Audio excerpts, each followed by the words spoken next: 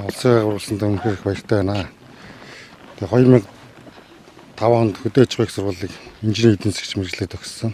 Тэгээ 2006 оноос хойш одоо тасралтгүй 16 жил төмс хүнсний ногоо тариалж байна. Ер нь 6-аас 8 төрлийн хүнсний ногоо жил болгон тариалж байгаа. Сүүлийн жилүүд байцаа ер нь голцоо түлхүүр орж ирсэн ногоон дотроос. Тэгээ өнгөрсөн жил бол 2022 онд байцаа нэг гаагаас 60 тонн ургац авсан амжилтаар бас төр зэсэгтээ бас үнэлүүлээд эрхэмтэй улсын тэргүүний авраг гэдэг цол тэмдэг авсантай баяртай байна. Хүнсний ногооны ер нь 80-90% ер нь хот руу нийлүүлж байгаа.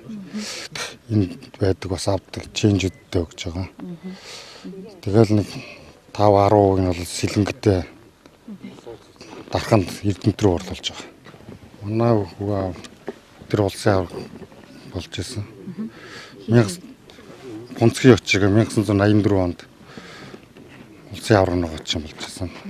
Миний төрсөн аав 2001 он 2005 онд улсын тэргүүний тариаламж хошин авраг болж исэн. Ногоочд бол ногоог бол ургуулахын үед бол ургуулж чадж байгаа. Тэгээ намар болохоор тэгээд зөөр сав байхгүй. Өөрсдийн бага хэмжээний зөөр бүгдээ өөрсдөө ургацгийг хийгээд илүү гарсангаа тэгэл түрээсийн зөөр эсвэл намар нь тэгээ хямдхан өгөх шаардлагатай болж байгаа. Тэгээ хямдхан өгөхөөр зэрэг шиг модал авчиж байгаа. Тэгэхээр зөөрний аж ахуй бол ихний хэлжинд ер нь нэр шаардлагатай болчиход байгаа. Манайх ч одоо ер нь 4-5 байнгын ажлын байраар хангаж байгаа. Тэгэл яг төр ажлын байраар бол 20-40 хүнийг ийдээ ажлын байр авч ажилладаг. За өнгөрч байгаа бар жил 2022 оноо сумын хувьд бас өрнөн ажил үргэлжлсэн бүтээлч сайхан жил болж өнгөрлөө.